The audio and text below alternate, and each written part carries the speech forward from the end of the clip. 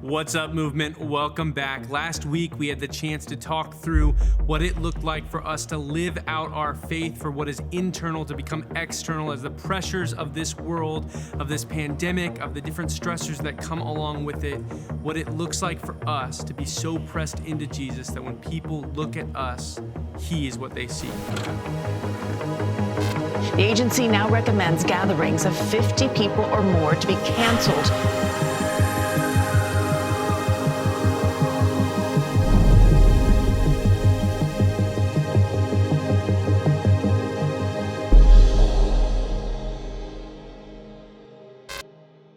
Today, we're going to focus on something a little bit different. See, there's this phrase that's going to keep coming up for us, and I want us to kind of say it together. It's where the eyes go, the body follows. Say it with me.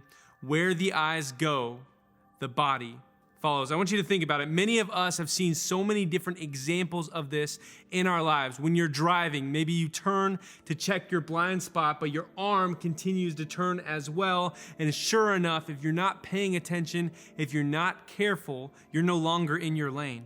See, your eyes are in the other lane, and so the body follows. There are so many things that are vying for our attention, so many giants that we are called to face, so many waves that rock us. Our normal lives, our routines have been turned upside down and our lives challenged in unpredictable ways.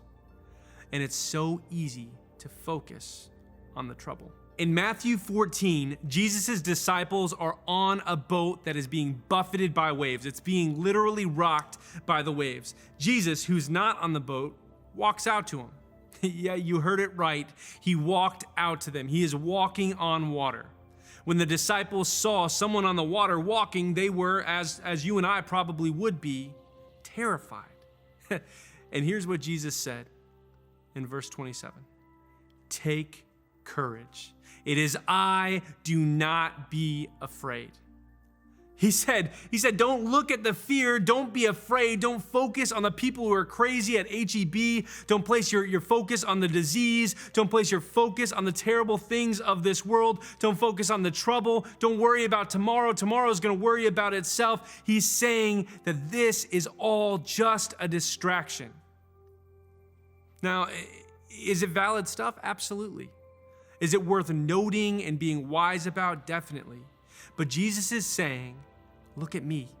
He says, don't miss the fact that not a single of these things happens without me allowing it. And Peter responds, kind of in response to that concept. He says, Lord, if it's you, let me join you on the water.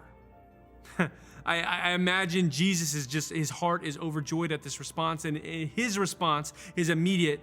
He says, come. So Peter climbs out of the boat, steps onto the waves, and walks towards Jesus. I mean, this is amazing. He stepped out of the boat in absolute faith, trusting that God had him. But then it continues into verse 30.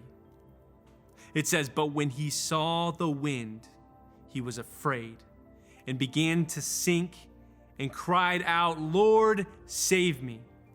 Did you see what happened? Peter's eyes fell from Jesus onto the wind and the waves. His eyes focused on lesser things, and he became afraid. And where his eyes went, his body followed. See, we have the potential in this crisis to be an incredible movement of Jesus, but we also have the potential to have the worst in us come out. The only way that we can follow Jesus is if we keep our eyes on him. Otherwise, we're like Peter, we become afraid and we begin to sink. See, verse 31 is so incredible because it says immediately Jesus reached out his hand and caught him.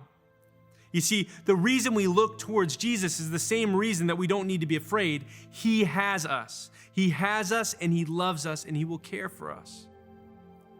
What is a wave when it stands next to the creator of the ocean? What is a mountain next to the one who created the earth? What is a disease to the one who has overcome death? Yes, even in this, our eyes can and should remain on Jesus.